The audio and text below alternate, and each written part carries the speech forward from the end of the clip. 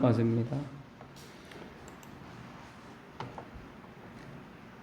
찾으신 줄로 알고 제가 봉독하겠습니다.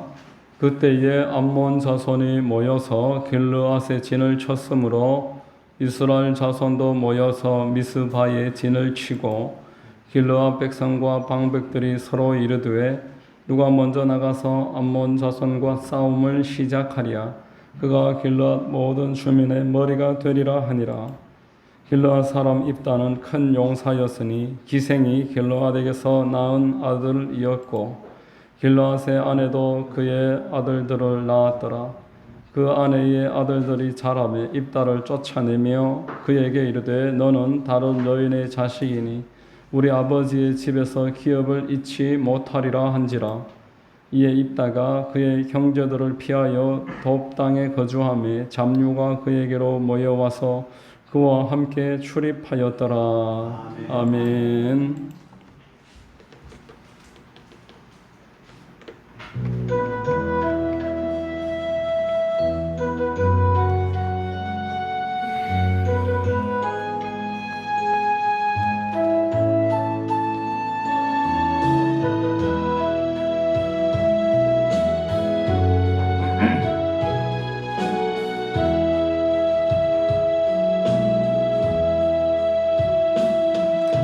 손 들고 찬양합니다.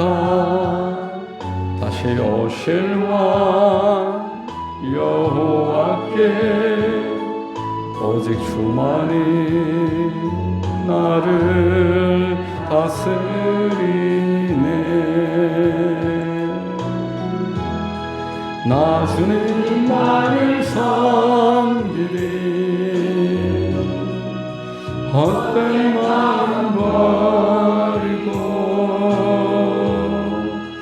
성령의 여행 영혼 충만하게 하소서. 주님 앞에 내 생명 드리리라.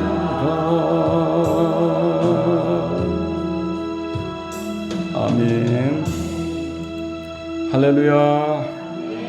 금요 기도에 나오신 여러분들 주님 이름으로 환영하고 축복합니다. 저는 봉독해드린 사사기서 10장 17절에서 11장 3절까지 말씀을 통해서 헌신할 때 성장합니다. 이와 같은 제목으로 말씀의 은혜를 나누겠습니다. 생명께서 큰 역사 더해 주실 줄로 믿습니다. 아멘. 자, 여러분, 우리가 지금 읽고 있는 본문에는 새로운 사사 입다라는 사사가 등장하고 있습니다. 이 입다가 영적으로 크게 성장을 해서 하나님께 쓰임 받는 그런 장면입니다. 자, 이전에 입다의 등장하는 직전까지 내용과 아주 연관성이 있습니다. 영적인 성장에 관해서 지금 계속 말씀을 하고 있습니다. 이 앞에 여러 사사들이 있지만 굵직굵직하게 우리가 보면은 여룻바알의 아들들이 아비멜렉이라는 악한 아들과 또 세겜 사람이 연합을 해서 한 번에 70명이 다 죽습니다. 그리고 이제 악하게 출발했던 아비멜렉과 세겜이 제대로 연합을 할 리가 없습니다. 또 이들이 무너지는 것입니다. 사사기 10장 6절에 보면은 이스라엘 자손이 다시 야훼의 목전에 악을 행하여 이렇게 말합니다. 여룻바알의 시대가 끝나고 아비멜렉과 세겜이 서로 배신하고 배반하고 보복하고 이렇게 하다가 이제 다 끝난 다음에 이들이 다시 야훼의 목전에 악을 행했다. 자, 7절에 보시면은 우리 한번 같이 읽습니다. 야훼께서 이스라엘에게 진노하사 블레셋 사람들의 손과 암몬 자손의 손에 그들을 파심해.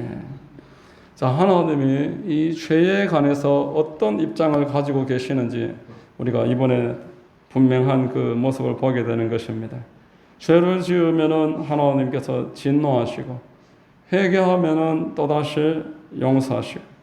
그런데 한 번, 두 번이지 지금 계속 반복됩니다. 죄 지으면은 징계하시고 회개하면은 용서하시고 또 반복하고 또 반복하고 끝없이 반복합니다. 여러분 좀 이상하지 않습니까? 왜 이렇게 하실까? 우리라면 어떻게 하겠습니까? 이 인간들은 안 되겠다. 얘는 안 돼. 이 사람들은 안 되겠다. 고개를 잘래잘래 흔들면서 포기할 것입니다. 그대로 끝까지 상대할 가치가 없다. 이대로 있다가 완전히 망해버려라 이러면서 내버려두고 다른 민족을 택하실 수도 있을 텐데 우리 주님은 계속 다시 진노하십니다. 여러분 다시 진노하신다라는 말의 의미는 하나님이 이들을 포기하지 않는다 이런 의미가 있습니다. 사랑의 반대는 여러분 미움이 아니라 사랑의 반대는 무관심이다라고 합니다.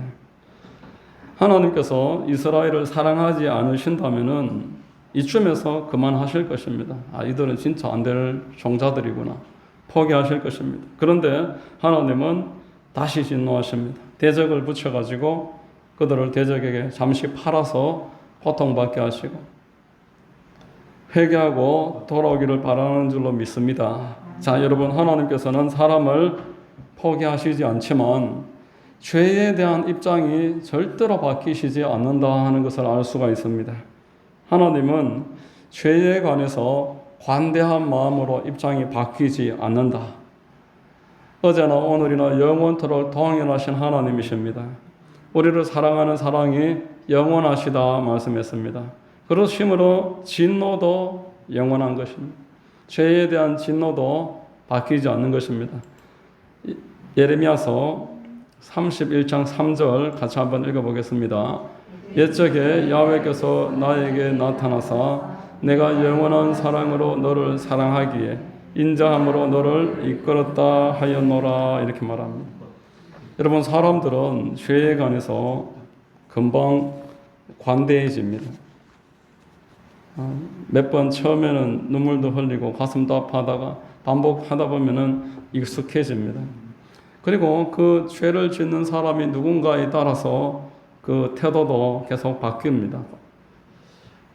나에게 호의적인 사람이라면은 죄를 지어도 좀 쉽게 용서해주고 자기 자신이 짓는 죄에 대해서는 다 이해가 가능한 것입니다. 내가 짓는 간음은 그럴 수도 있다. 그러나 다른 사람이 하는 간음에 대해서는 돌로 쳐서 죽여야 된다. 이런 말도 있잖아요. 내가 하면은 로맨스다. 남이 하면은 불륜이다. 상대가 내 자식이라면은 그럴 수도 있지. 품어주려고 할 겁니다. 그러나 우리 주님께서는 예수 그리스도께서 죄의 옷을 입으시니 예수님에게 모든 죄의 대가를 지불하도록 심판하셨습니다. 십자가 앞에서 회개하지 않는 어떤 죄도 절대로 용납하시지 않는다는 것을 선포하신 줄로 믿으시기를 바랍니다. 오늘날 성도들이 죄에 대해서 참 느긋합니다. 관대합니다. 사도 바울은 너희 눈앞에 그리스도께서 십자가에 못 박힌 것이 보이지 않느냐 이렇게 물었습니다. 은혜로 죄를 관대함으로 바꿔주실 것이다. 은혜 받은 나는 하나님이 다 용서하실 것이다. 스스로 속는 것입니다. 여러분 죄에 대해서 관대한 만큼 은혜는 메말라갑니다. 죄를 가볍게 여기는 사람은 영적인 성장을 이룰 수가 없습니다. 회개하지 않는다면 하나님과 그 다음 단계로 결코 나아갈 수 없다는 것을 아셔야 되는 것입니다.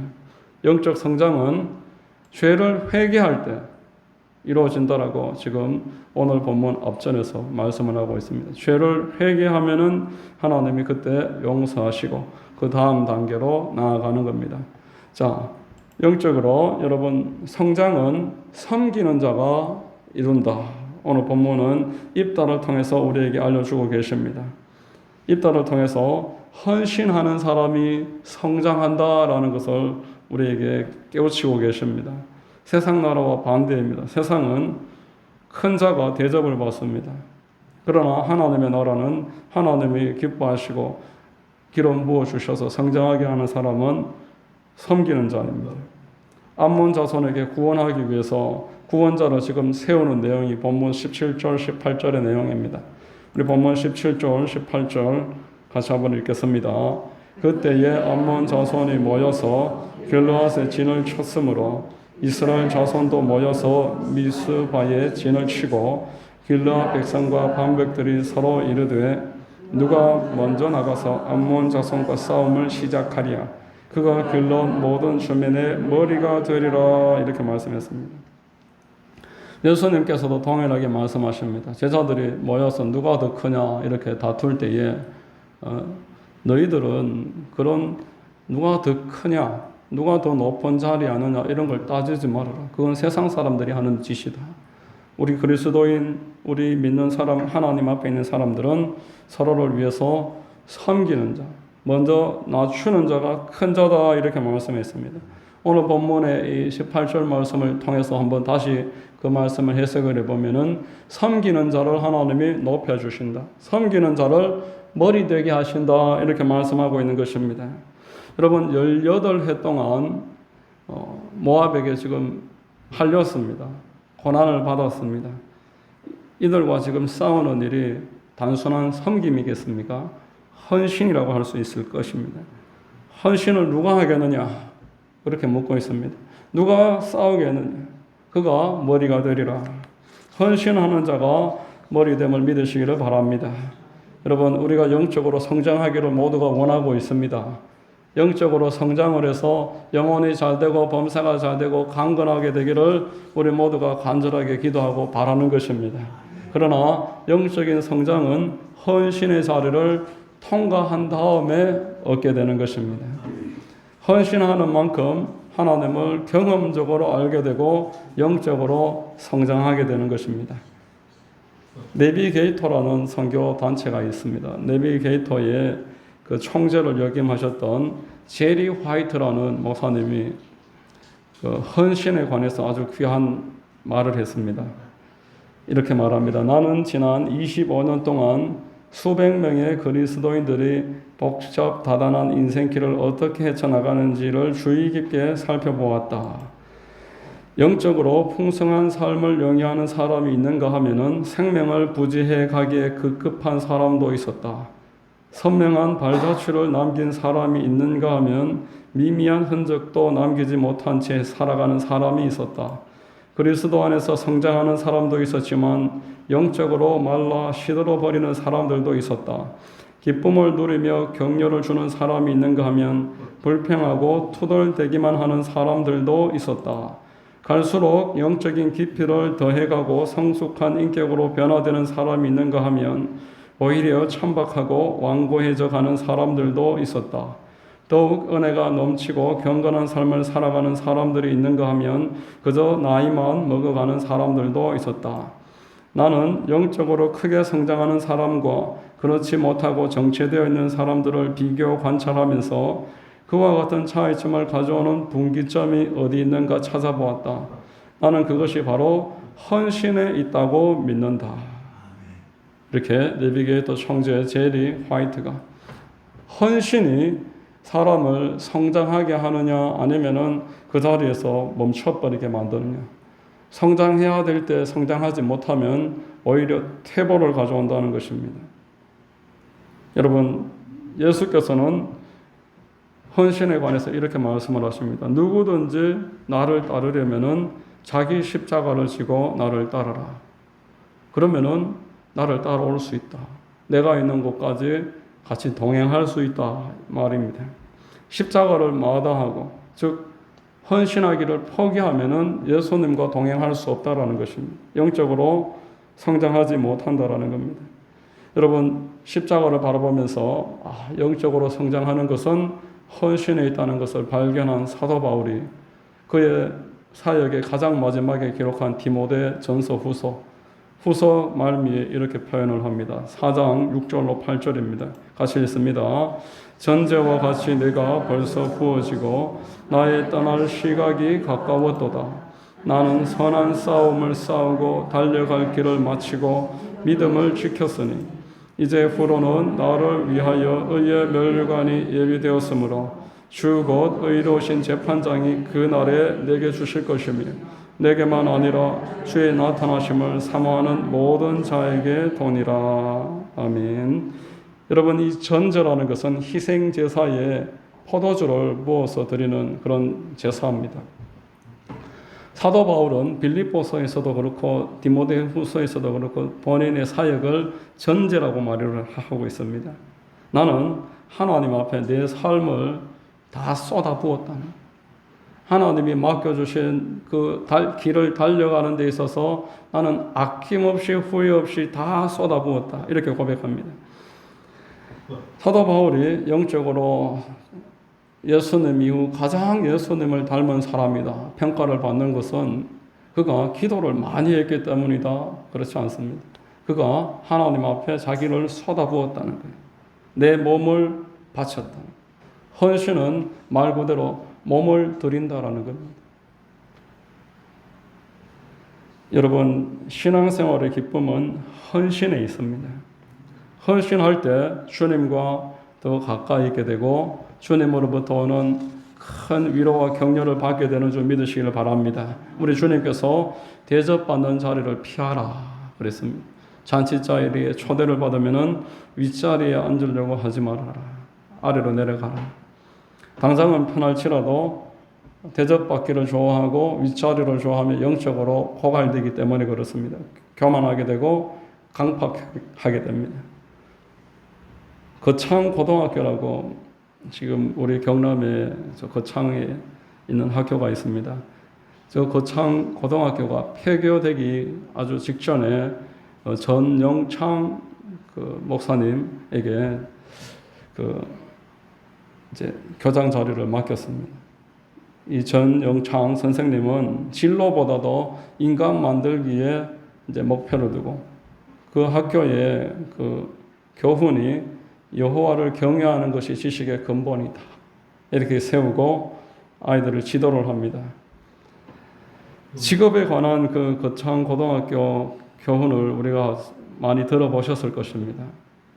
그 내용을 학교에서 조금 더 풀어서 가르치는 내용이 있어서 제가 한번 소개하겠습니다. 내용은 사실상 똑같습니다. 남보다 많은 봉급을 원하는가? 그런 직업은 피하라. 휴일이 많은가? 그런 직장은 피하라. 한가한 직업을 찾고 있는가? 그런 일은 하지 마라. 사회적 명성이 있는가? 그런 자리는 탐하지 마라. 일이 남에게 피해를 주지는 않는가? 그렇다면 그 일을 피하라. 양심에 거리낌이 없는가? 그렇다면 그 길이 바로 내 길이다. 죽을 때까지 할 수 있는 일인가? 그것이 바로 너의 직업이다. 그 일에 내 온 생애를 걸 수 있는가? 걸 수 있다면 도전하라. 그 일이 사회를 위한 것인가? 그렇다면 망설이지 말라. 하나님의 영광을 위한 것인가? 그렇다면 주저없이 하라. 이렇게 말합니다. 이 교훈의 목적은 좋은 직업을 가지려고 그렇게 닥달할 것이 아니라 삶의 소명을 가져라. 하나님이 나를 이 땅에 보내신 목적을 위해서 달려나가고 하나님이 함께 하시는 그 자리에 자기 자신을 쏟아부어라 라는 것입니다. 우리가 직업을 가지는 목적이 돈을 많이 버는 것이 되어서는 안 된다라는 겁니다. 사회적으로 사람들이 칭찬하고 인기 많은 직업이 그 그리스도인의 목적이 되어서는 안 된다는 것입니다. 여러분, 같은 일을 할지라도 편안한 자리보다는 헌신하는 자리로 나아가라, 이렇게 이야기하고 있습니다. 헌신하는 사람이 성장할 수 있습니다. 사람들이 많이 몰리는 자리, 여러 사람들이 찾아가는 자리, 모든 것이 갖추어진 자리, 성진할 기회가 계속 있는 자리, 그런 자리가 아니라 내가 시작하는 곳에서는 성진할 일도 없을 거 아니겠습니까? 누구도 가지 않으려고 하는 곳에서는 쫓겨날 일도 없을 거 아니겠습니까? 그만큼 헌신하고 하나님이 나를 원하시는 것이 어딘지 찾아서 그곳에서 하나님과 동행하는 삶을 살라고 이런 교훈을 이야기하는 줄로 믿으시기를 바랍니다.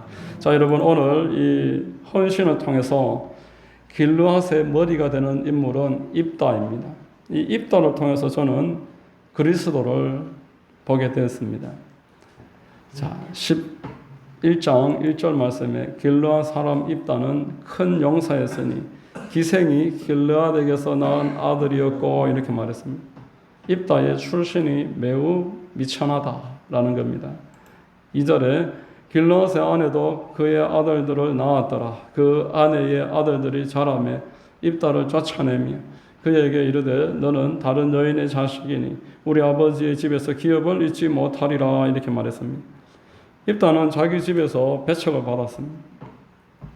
3절에 이에 입다가 그의 형제들을 피하여 돕 땅에 거주하며 잡류가 그에게로 모여와서 그와 함께 출입하였더라 이렇게 말했습니다. 아주 비천한 사람들과 입다가 같이 다녔다라는 겁니다.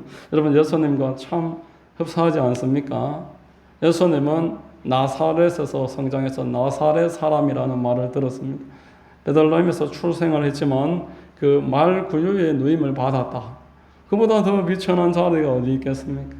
말 구유의 누임을 받고 나사렛에서 그 당시 가장 천한 직업이었던 목수, 우리처럼 가구점을 만들어 놓고 그런 목수가 아닙니다. 구두 닦기들이 이 통을 메고 다니면서 구두 닦는다고 외치지 않습니다. 그런 것처럼 통을 메고 다니면서 삐까덕거리는 책상 못지레들입니다. 그게 그 당시 가난한 동네의 목수들입니다. 좋은 이런 가구가 없습니다. 삐까덕거리는 의자나 고치고 한 끼 얻어먹고 그것이 당시의 목수였습니다. 자, 예수님은 동네 사람들로부터 배척을 받습니다. 너는 어릴 적에 우리와 같이 크지 않았느냐? 그렇게 내가 있던 자리에 사람들로부터 인정을 받지 못했습니다. 예수님은 주변에 어부들과 같이 다니고 세리들과 같이 다니고 죄인들과 같이 다니고 창녀들과 같이 다니고 귀신 들렸던 사람들하고 같이 다닌다고 사람들에게 더 배척을 당했던 것입니다. 자, 여러분 예수님도 그 환경 가운데서 우리가 볼 때는 참 좌절할 만한 상황에서 참 원망하고 불평하기 딱 좋은 그런 상황에서 예수님이 불평하고 원망하셨습니까? 우리 주님은 헌신하셨습니다. 하나님이 맡겨주신 자리에서 헌신하셨습니다. 기도에 헌신하셨습니다. 말씀에 헌신하셨습니다. 전도에 헌신하셨습니다. 당신의 생명을 전제와 같이 하나님 앞에 다 쏟아부어 주신 것입니다. 그리하여 가장 높은 이름을 얻을 수 있으셨습니다. 하나님이 그 이름 앞에 모든 무릎을 꿇게 하신다고 말씀을 하신 것입니다. 여러분 영적 성장은 내가 있는 자리에서 헌신할 때 그때 얻게 되는 것입니다. 지금부터 한 3년 정도 전쯤에 2022년 이제 코로나가 아직 많이 남아 있을 때였습니다. 우리 교회에 남자 집사님 한 분이 제일 앞자리에 항상 앉으시는 분이 있으셨는데 저한테 그 선교사님 한 분 좀 소개를 해주면은 선교 헌금을 좀 하고 싶다 이런 이야기를 하는 겁니다. 그 이제 우리 교회에서 그 개척을 하면서 그래도 한 11조 같은 의미로 선교비를 좀 외부로 돌려야지 우리만 아무리 없다고 우리만 이렇게 해서는 안 된다. 외부로 돌려야 된다. 그런 마음으로 베트남에 있는 선교사님한테 그 2019년 정도부터 시작해서 매달 20만 원씩을 선교비를 보내고 있었습니다. 그런데 2020년에 코로나가 되고 2021년에 선교사님이 전화를 오셨어요. 그래서 베트남은 지금 완전히 통제 상태고 아무 일도 할 수가 없고 본국에서 본교에서 받는 선교비만으로도 본인이 전혀 사역도 하지 않는 상황에서 충분하다고 선교비를 보내지 말라는 거예요. 한 달에 20만 원씩 보내고 있었는데 보내지 말라는 겁니다. 그래서 그래도 보낸다고 하도 끝까지 보내지 말라고 분명하게 다짐을 하시는 겁니다. 그래서 안 보냈어요. 그 20만 원은 어린이 전도협회로 보냈습니다. 2021년부터 그렇게 했는데 2022년 가을에 그 집사님이 선교사님 한 분 소개해달라고 하길래 내가 그 선교사님한테 전화 한번 해보겠다. 그러고는 베트남에다가 이렇게 연락을 드리니까 이 선교사님이 그렇지 않아도 기도하고 있었습니다. 그러면서 계좌번호를 알려주시는 거예요. 그래서 계좌번호를 받아서 이분한테 드리니까 이 집사님이 지금 당장 달라는 말은 아니었다 이렇게 이야기하는 겁니다. 그래서 제가 입장이 좀 난처해졌어요. 그럼 뭐 알겠다 그러고 있었는데 그 주에 2022년도 한 가을쯤이었습니다. 추석 무렵이었습니다. 우리 교회 헌금함에 딱 그 주에 100만 원짜리 한 장 수표가 딱 들어왔어요. 그때까지 100만 원 수표가 한 번도 들어온 적이 없었는데 100만 원 수표가 들어왔어요. 그래서 제가 기도를 했습니다. 하나님, 이 수표를 어떻게 쓰기를 원하십니까? 그러고 있으니까 딱 그때 이 선교사님 계좌번호도 받았지. 이분은 또 지금 달라는 말이 아니었다 그러지. 선교사님은 기도하고 있었다 그러시지. 그래가지고 이 수표는 거기로 가는 게 맞겠구나. 그래서 100만 원을 그 선교사님한테 보냈습니다. 딱 바로 며칠 안 있어서 연락이 왔는데 선교사님이 있는 지역 바로 옆 지역에 사회주의 국가이기 때문에 들어갈 수가 없다는 거예요. 들어갈 수가 없고 허락을 받고 제한되어 있고 활동할 수 있는 공간이 정해져 있는데 그 가지 못하는 지역에서 연락이 왔다고 합니다. 우리 지역으로 와서 한 프로젝트를 좀 맡아줄 수 있겠는가 이렇게 이제 한번 건의를 해오는 겁니다. 그 아이들 등록금도 좀 내주고 가난한 사람들 생필품도 좀 구해주고 그렇게 해서 대략 예산이 한 300만 원 정도가 드는 그런 프로젝트인데 그 베트남의 그 선교사님한테 이 일을 감당하실 수 있겠는가 의사 타진을 해온 겁니다. 만약에 그 일을 하신다면 앞으로 우리 지역에 와서 선교 사업 하셔도 된다 이렇게 이야기가 왔습니다. 그래서 쉽게 거절할 수가 없고 300만 원은 큰 돈입니다. 베트남에는 그 돈이 1000만 원도 넘습니다. 한 3배 이상의 차이가 있습니다. 그래서 이제 기도를 시작했습니다. 하나님 어떻게 할까요? 기도를 하는데 저한테 전화가 온 거예요. 우리 교회 집사님이 계좌번호를 묻는데 알려주실 수 있냐니까 기도하고 있었습니다. 그래서 계좌번호를 주고 나서 딱 전화를 끊고 선교사님이 하나님 하만순복음교회가 작은 교회입니다. 지금까지 10만 원, 20만 원 이렇게 보내왔던 그것도 제가 거절을 했었었는데 만약에 하만순복음교회에서 100만 원을 보내면은 나머지 200만 원도 하나님이 채워주신다는 사인으로 내가 받아들이겠습니다. 그렇게 기도를 딱 하고 우리 교회에서 100만 원이 그 주에 들어와 버린 거예요.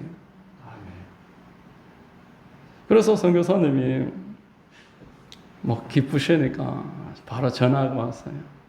그때 그 지역에 들어가서 생필품을 20가정에 나눠주고 아이들 10명한테 장학금을 주는 사진까지도 다 찍어서 보내시고 2019년부터 지금까지 한 번도 저한테 헌금 잘 받았다 문자 한 번 한 적이 없습니다. 그 이후로부터 지금까지 이 선교사님한테 우리 교회에서 매달 20만 원씩 보내고 있거든요. 한 번도 문자 한 번 안 왔는데 그때 처음으로 고맙다고 연락이 왔었어요. 저는 오히려 더 은혜 받아버립니다. 얼마나 이게 놀라운지 이 집사님은 본인이 할 것도 아닌데 저한테 그 베트남으로 전화하게 만드는 거예요. 저는 돈도 없는데 전화를 한 겁니다. 전화를 하니까 고맙다 그러고 계좌번호 알려주시는 거예요. 그런데 우리 교회 헌금함에 100만 원짜리 수표가 이 100만 원짜리 수표가 좀 사연이 있는 돈이었습니다. 뭐 그건 이야기 다 하지는 못하지만 그렇게 그 일을 통해서 제가 믿음이 진보를 경험을 한 거예요. 하나님이 이 가난한 사역자들을 보살피고 계시는구나. 하나님이 다 보고 계시는구나. 그것을 그때 많이 경험을 했습니다. 그때부터 이 재정에 관해서 믿음이 좀 더 성장을 한 겁니다. 지금은 우리 교회가 주변에 선교단체하고 좀 알게 되면은 선교 헌금을 드리는 일에 있어서 주저하지 않습니다. 지금 우리 교회 매달 선교비가 첫 주에 100만 원씩 나가고 있습니다. 알게 되고 관련이 맺어지고 이분이 참 신실하시다 이러한 하나님이 감동을 주시면은 성결비를 드리는 거예요. 그런데 놀라운 것은 우리 하나님께서 우리 교회를 계속 축복하십니다. 좋은 일이 계속 생기는 거예요. 우리 교회가 그때 2022년도 9월달 그때에 비해서 지금 재정이 한 3배 성장했습니다. 그리고 전혀 마이너스가 없습니다. 한 달에도 전혀 어떤 빚도 없을 뿐더러 부족함이 없어요. 하나님이 다 채워주시는 것을 경험하고 있습니다. 여러분, 성장은 헌신을 통해서 이루어진다는 겁니다. 내가 하나님의 말씀대로 하나님이 인도하시는 대로 내가 움직일 때, 내 몸을 드릴 때, 내 시간과 내 물질을 드릴 때, 이때 하나님이 경험하게 하시고 하나님이 살아계심을 보여주시고 그래서 믿음의 진보를 이뤄 나가십니다. 오늘 이 말씀을 통해서 우리가 예수 그리스도를 따르는 사람들입니다. 따르라고 부름을 받았습니다. 우리 주님은 가장 비천한 곳에서 주변에 가장 가까운 사람들에게 배척을 당하고 그 주변에 있었던 사람들도 실제로 도와줄 만한 도움이 될 만한 그런 사람도 없었습니다. 그러나 낙심하지 아니하시고 당신을 기도에 헌신하셨습니다. 전도에 헌신하셨습니다. 하나님이 기뻐하시는 일에 계속 헌신하는 삶을 사셨습니다. 이때 하나님이 기뻐하시고 하나님이 하늘문을 활짝 열어주신 줄로 믿습니다. 여러분, 오늘 입다를 통해서 누가 헌신할 것인가 물을 때에 앞으로 이제 입다가 왜 헌신했는지 쭉 나오지만 여러분, 입다가 그 헌신에 참여하게 되었고 그래서 하나님으로부터 귀하게 쓰임받게 된 줄로 믿으시기를 바랍니다. 우리의 삶에 어떤 기회를 만나든지 하나님 주신 기회로 알고 전도를 하든지 기도를 하든지 어떤 일이든지 하나님과 동행하여 모든 상황에서 성장을 이루시고 축복으로 나아가게 되시기를 주의 이름으로 축원합니다. 기도하겠습니다. 하나님 아버지 감사합니다. 오늘 말씀을 통해서 참으로 헌신할 때 성장을 이룬다 말씀해 주시니 감사합니다. 우리의 삶 가운데서 하나님이 기뻐하시는 일들을 우리가 찾아서 믿음으로 헌신함으로 영적으로 기름 부음 받고 날마다 성장하게 되는 줄로 믿사오니 우리를 인도하여 주시고 영육 간에 강건하게 기름 부어 주시옵소서. 주님만 영광과 높임 받아 주시옵소서. 감사하옵고 예수님의 이름으로 기도드립니다. 아멘. 자, 우리 찬송 한 장 드리고 기도하겠습니다. 505장입니다.